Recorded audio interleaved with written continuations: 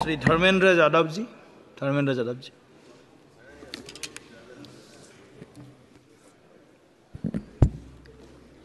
धन्यवाद सभापति महोदय।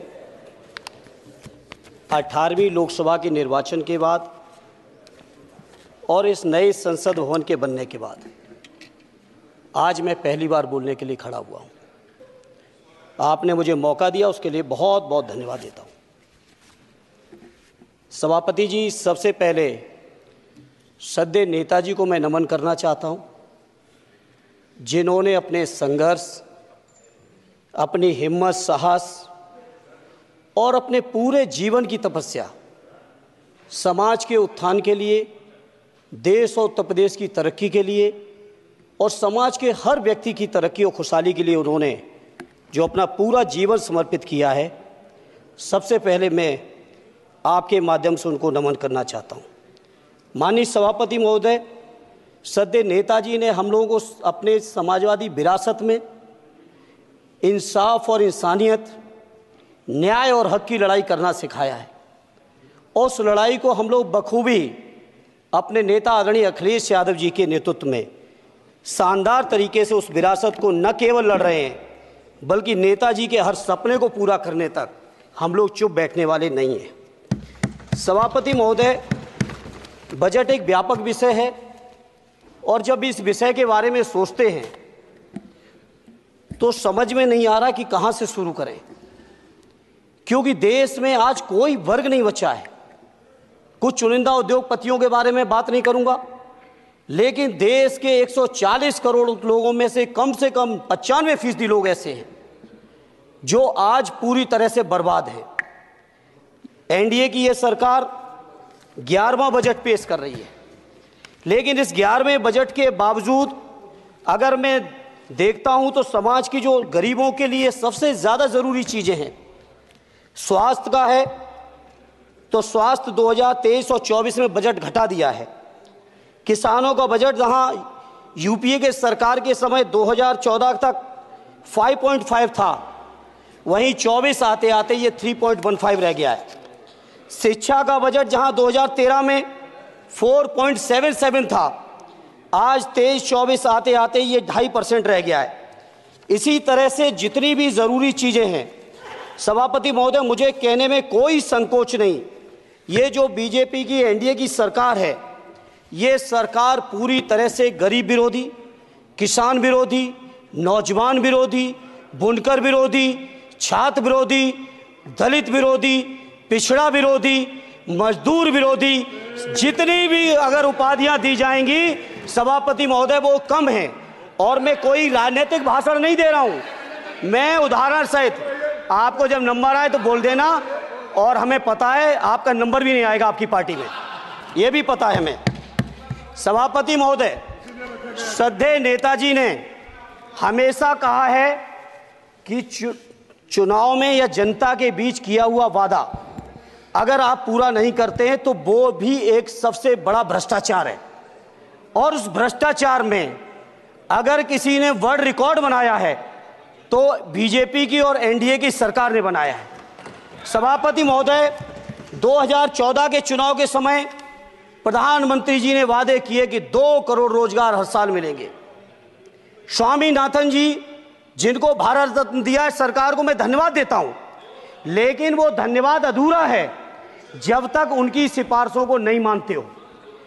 2007-8 से लगातार मांग चल रही है देश में कि स्वामीनाथन जी की जो सिफारिश है, किसानों को 1.5 गुना समर्थन मूल्य देने का, एमएसपी की गारंटी देने का, कानूनी हक और अधिकार देने का, उस गारंटी को आज तक नहीं माना, आज तक नहीं माना, आज तक नहीं माना।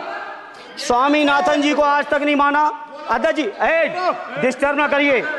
सभापति महोदय, मेरा टाइम इसमें काउंट नहीं होगा। आप इधर, अरे यार, बेईमानी से जीता है तो ज्यादा ना बोलो, मालूम है कितने बड़े तीरंदाज हो। इधर बेईमान हो, बेईमान हो, बेईमान हो, बेईमान हो, बेईमान हो। चलो, स्वामीनाथन जी की आपने नहीं मानी, एमएसपी आपने लागू नहीं की। कितनी बढ़िया बातें कि खाद पे हम सब्सिडी बढ़ा रहे हैं, पहले 50 किलो को 45 किलो, फिर 45 किलो को 40 किलो, और मुझे लगता है कि एक तीसरा कार्यकाल पूरे होते होते केवल 10 ही किलो बचेगा खाद के कट्टे में, इससे ज्यादा नहीं बचेगा। मंडी एक नहीं बनाई, आत्महत्या इतनी कर रहे हैं किसान। और किसान अगर अपनी एमएसपी की मांग करते हैं, हजारों किसान यहीं दिल्ली की सीमा पर मारे जाते हैं, और आप सोचते हो कि आपकी बात को कोई समझेगा नहीं। सभापति महोदय, नौजवानों को कितना गुमराह किया गया। नौजवानों से कह दिया गया हर साल 2 करोड़ रोजगार। मैं आज सवाल पूछता हूं अपने नौजवानों की ओर से, बताएं भारतीय जनता पार्टी के लोग, सरकार में बैठे लोग, 10 साल आपने राज कर लिया है, आखिर 20 करोड़ नौजवानों को रोजगार कहां है? अरे छोड़िए यार, अबे कोई नोटिस नहीं लेता तुम्हें, छोड़ो कोई नोटिस नहीं लेगा तुम्हें। 20 करोड़ नौजवान के रोजगार का हिसाब कहां है? आज 11वें बजट में जब याद आई तो वो भी ट्रेनिंग की बात करते हो। मैं कहना चाहता हूं आईआईएम, आईआईटी के नौजवानों को रोजगार नहीं दे पा रहे हो। आप सोच रहे हो इंटर्नशिप के इस छोटे से सुगूफे से नौजवान खुश होंगे? देश के नौजवान खुश होने वाले नहीं है। सभापति महोदय, शिक्षा के मसले पर लगातार बजट घटाया जा रहा है, लगातार सरकारी शिक्षा कम की जा रही है, और ये बीजेपी की सरकार की लगातार प्रयास है कि नौजवान शिक्षित होंगे तो सवाल पूछेंगे। देश की जेएनयू से लेके, बीएचयू से लेके, एमयू से लेके जितने बड़े संस्थान हैं, सारे संस्थानों को बर्बाद कर दिया है। एक भी दलित, एक भी पिछड़े, कहीं आपका वाइस चांसलर नहीं है। लगातार जितने भी आपके professor, associate professor, assistant professor की नियुक्तियों में आरएसएस का जब तक कोई फंडामेंटल कोर्स नहीं करेगा, बेसिक कोर्स, तब तक उसकी नियुक्ति नहीं होगी। आप क्या सोच रहे हो देश नहीं देख रहा है नौजवान? यूजीसी का बजट लगातार कम किया जा रहा है।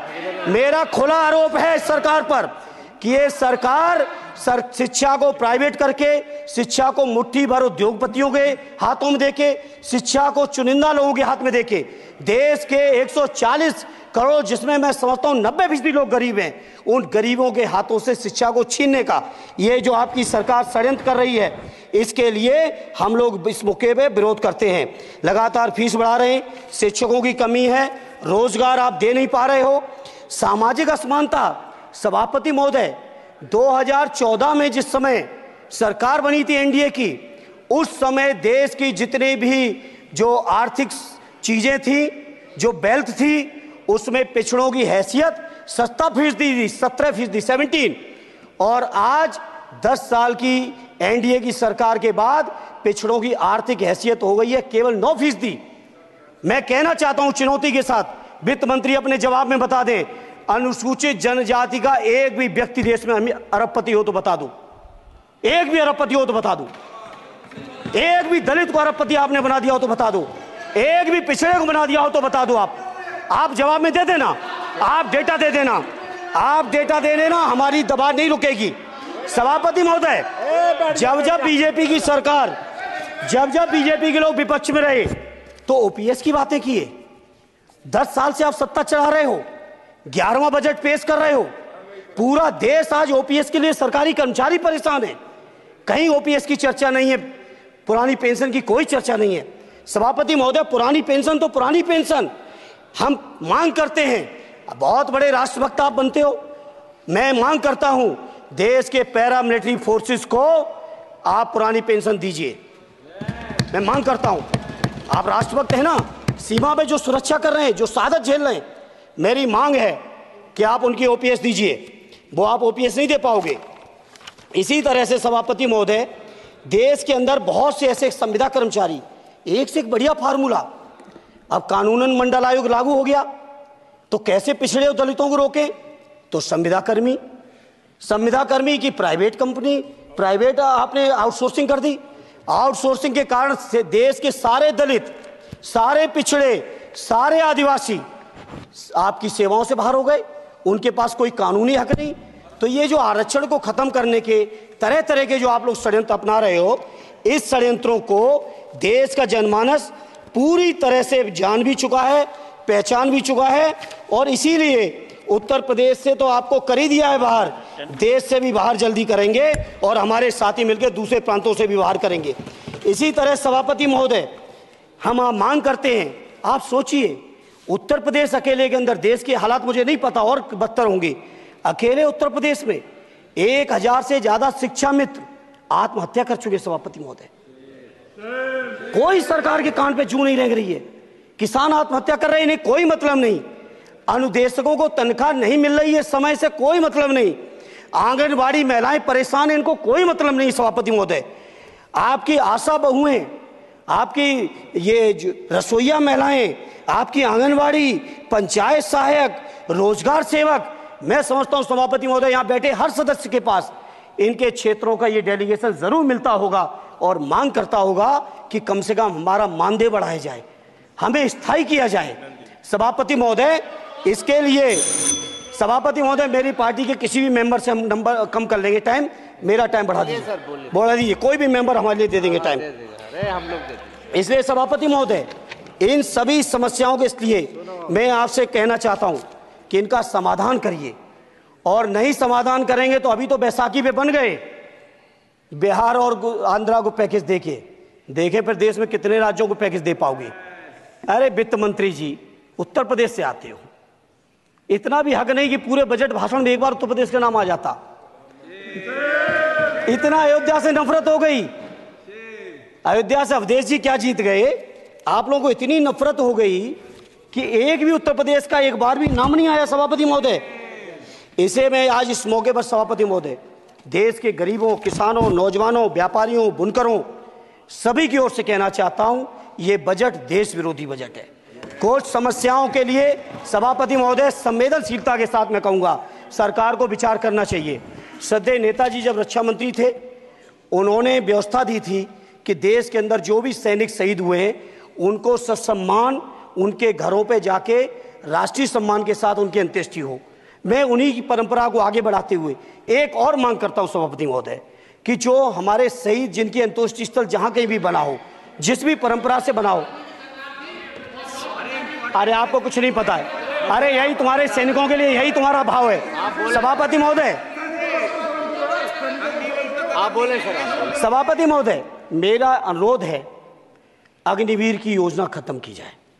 ये 4 साल के सैनिक से देश की उतनी मजबूत रक्षा नहीं हो सकती। नौजवानों को गुमराह करके केवल 4 साल, उन्हें दो ना 60 साल तक रिटायरमेंट, 4 साल बाद वो कहां नौकरियां ढूंढेंगे। इसे मेरी मांग है अग्निवीर की योजना खत्म की जाए। साथ ही साथ मेरी एक मांग और है कि जो शहीदों की शहादत स्थल है उसको शहीद स्थल के तौर पर डेवलप करने के लिए केंद्र सरकार को अतिरिक्त बजट देना चाहिए। मैं नहीं समझता हूं इसमें किसी को कोई दिक्कत होनी चाहिए। इसी तरह सभापति महोदय, बातें बहुत लंबी लंबी की जाती हैं, थोड़ा सा मैं अपने क्षेत्र के बारे में कहूँगा। आदरणीय हमारे नेता माननीय राममूर्ति वर्मा जी ने भी कहा है, माननीय लालजी वर्मा जी ने भी, जो बाढ़ की समस्या है, जो समस्या बिहार में है नेपाल से पानी छोड़ने की, वही समस्या उत्तर प्रदेश की भी है। और विशेषकर पूर्वी उत्तर प्रदेश में अगर आप चलिए तो खीरी से शुरू करेंगे, पीलीभीत खीरी से लेके पूरा आप चले जाइए और एकदम कुशीनगर बॉर्डर तक, बिहार बॉर्डर तक पूरी की पूरी समस्या है। घाघरा जब आती है तो मैं समझता हूं इन जिलों के लाखों लोगों को तहस नहस करके चली जाती है। जितना विकास होता है सभापति महोदय, बरसात के समय वो सारा का सारा विकास पूरी तरह से खत्म हो जाता है। इसलिए मेरी मांग है केंद्र की सरकार से कि बजट आप पास कर रहे हो तो कम से कम उत्तर प्रदेश से इतनी नफरत ना करो। 2 बार तो उत्तर प्रदेश की दम पे ही बैठे थे और तब भी ये वित्त मंत्री जी हंस रहे हैं, इनके यहाँ भी आता है बाढ़ तो जाती होगी, महाराज बसता तो नहीं होगा, कुशीनगर बसता नहीं होगा, आपका मऊ बसता नहीं है, आजमगढ़ बसता नहीं, अम्बेडकर नगर बसता नहीं, बहराइच बसता नहीं, खीरी बसता नहीं, श्रावस्ती बसता नहीं, पीलीभीत बसता नहीं, बलिया बसता नहीं है, कुशीनगर बसता नहीं है, गोरखपुर बसता नहीं है। इतने जिले तो हमारे उत्तर प्रदेश के प्रभावित हैं। तो बिहार की तरह से एक विशेष पैकेज हमारे उत्तर प्रदेश के लिए भी दे दो। कम से कम इतना तो कहने की हिम्मत रखो, केवल चीखने के लिए बैठे हैं सब के सब। सभापति महोदय, दूसरा एक मैं बात, हमसे पूर्व जो सांसद रहे हमारे आजमगढ़ के, बड़ी लंबी लंबी बातें की, गोरखपुर से आजमगढ़ होते हुए बनारस तक का हमने रेलवे लाइन स्वीकृत करा दिया। सभापति महोदय, मैंने जब पता किया अधिकारियों से तो सच्चाई ये है कि अभी उस पर एक भी पैसे का बजट का आवंटन नहीं है, नहीं है बजट का आवंटन। हाँ, आज आप ही ने तो पेश किया बजट, आप ही तो साइन किए हो, निर्मला जी ने तो किया नहीं होगा, आप ही ने किया होगा तो सभापति महोदय उस पर बजट भी आए, उस पर बजट भी आना चाहिए। दूसरा सभापति महोदय, ये जो समस्या है बाढ़ वाली, मैं समझता हूं कोई अकेले मेरी नहीं है, मेरे अकेले क्षेत्र की नहीं है। जो भी संवेदनशील व्यक्ति होगा इस पर जरूर गंभीरता से सोचेगा, उसको सोचे। इसी के साथ मैं अपनी पार्टी की ओर से इस जन विरोधी बजट का पुरजोर विरोध करता हूं। बहुत बहुत धन्यवाद।